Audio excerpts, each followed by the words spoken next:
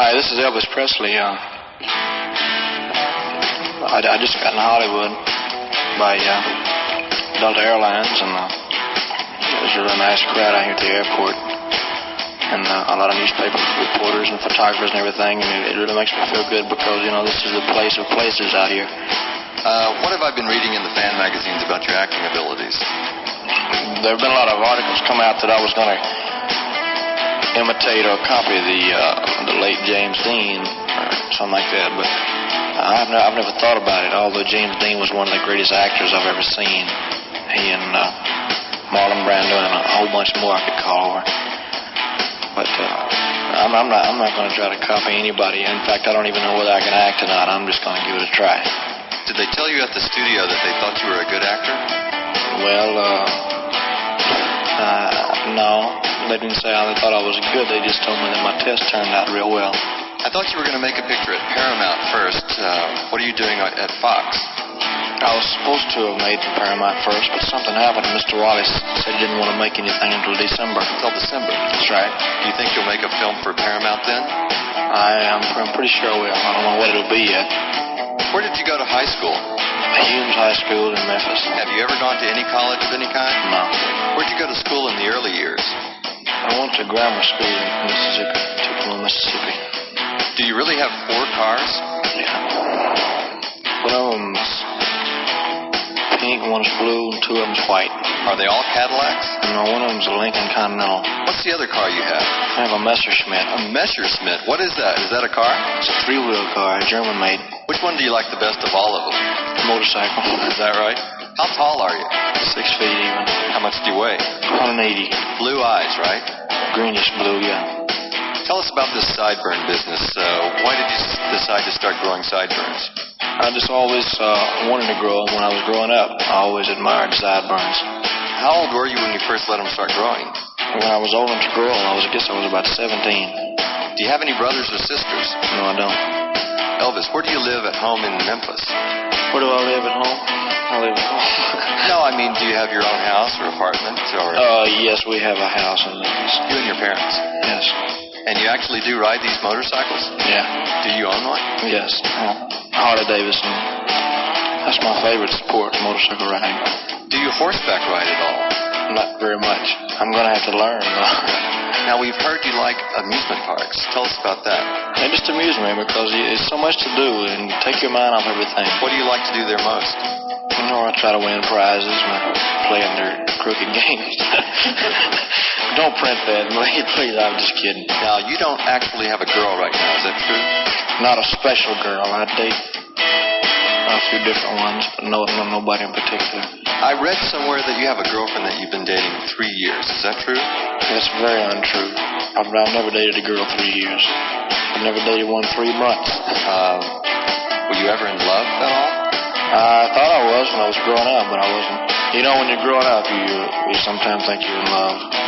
You sometimes think that this is it. You'll never find another one, you know. But then you grow up and you laugh at yourself. Right. Do you think you're any different now than you were 2 years ago, a year ago? You mean as far as character concerned, or what? As far as the way you feel now in comparison to when you were a nobody. Oh, I don't feel a bit different. I'm just like I was. I mean, in other words, of course, I guess everybody says this. A lot of people change, but actually I haven't. I've never even felt a change. The only thing I've felt is that is happiness, and that things have gotten better for me. That God has blessed me, and that He's given me a lot of things that a lot of the people would like to have. I mean, that I would like to see other people have. In other words, I wish that everybody could have, you know, luxuries in life. But I guess that's impossible. Do you consider yourself to be religious? Well, I don't attend church regularly or nothing like that, but I'm a true believer of God, if that's what you mean. I believe that all good things come from God. When did you first start singing? Do you call it singing, the stuff you do? Do I call it singing? Yeah, that is what you call it, right? Well, I've sold 5 million records. Somebody calls it singing. I mean, this is what the critics say. I guess you read this all the time. Well, I'll tell you, this is the only thing this is the only explanation I've got for it is I get a lot of criticism for the actions I use on stage. I have been doing it for 2 years. I've been doing the same thing for 2 years. And it just got, in the last 4 or 5 months, that I've got criticism. I guess it's because my records have become bigger and everything. In other words, the more popular you are, the more criticism you get. But, in other words, people can stay home and hear you sing. But when they pay their money to come out and see you on a personal appearance, those people want to see a show. They come out to see some action.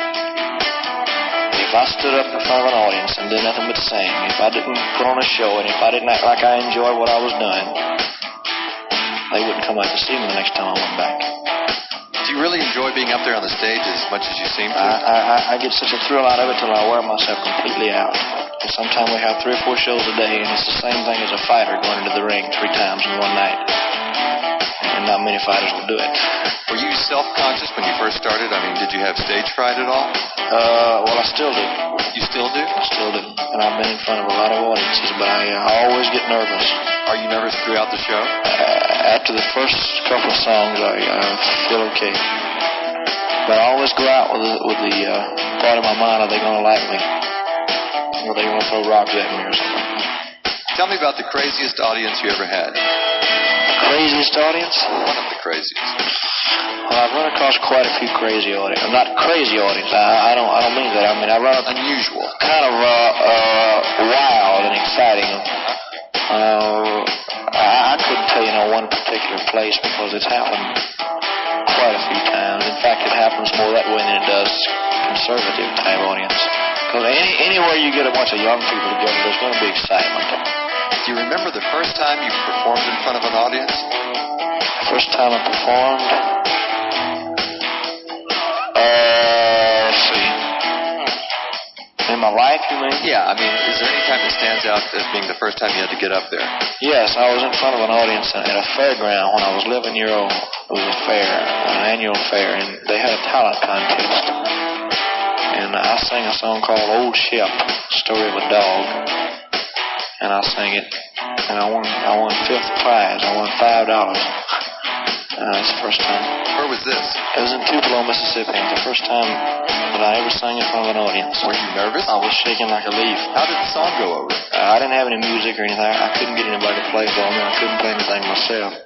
So I just went out and sang it. And I believe that they felt sorry for me back then. That's why they let me win 5th prize. Because I was scared so bad. Do you think your style of singing is different than anybody else's, or do you follow a pattern? Do you, say, sing like Johnny Ray, for instance? Oh, no. No, I don't pull my hair and roll the floor. Do you feel that this is your style alone, the way you sing? Well, I mean, I don't know. I have never heard a style like it. I mean, I'm not saying that it's good or nothing like that. I mean, I have never heard anything, and I never copied anybody. I just originated it accidentally, more or less. I just when I was called to make my first record, I went into the studio and I started singing. I started jumping up and down, and I mean, and I wasn't even aware of it. I mean, my legs were shaking all over, and then after my first record became a hit, well, I was on this big jamboree in Memphis at an open air theater. And I came out on stage and I was scared, completely stiff. And my band, we all looked like a bunch of dead people. We were scared so bad. I guess there were 4,000 or 5,000 people in the audience. You're telling me here that we're running out of time. Well, let me go ahead and finish this. Anyway, I came out on stage and I was singing a couple of these rock and roll songs. And the audience got to hollering and squealing with me, and they had been very quiet through the whole show, and I was the last one on the show. And they had been very quiet, and the audience started squealing, and I left the stage, and they kept calling me back. And I didn't know what I was doing that they liked, because I never even thought about it. And my manager told me, he said, go back out there and do just what you've been doing. So I asked him, what have I been doing? He said, you've been shaking all over. He said, your legs have been shaking with the music, and your eyes twitching, your shoulders twitching and everything. And so I stuck with it, and I've been doing it ever since. Well, thanks for letting me talk to you and sort of get things off of my chest. I sure appreciate your listening to my RCA Victor records. I'd like to thank all the disc jockeys for playing them. Bye-bye.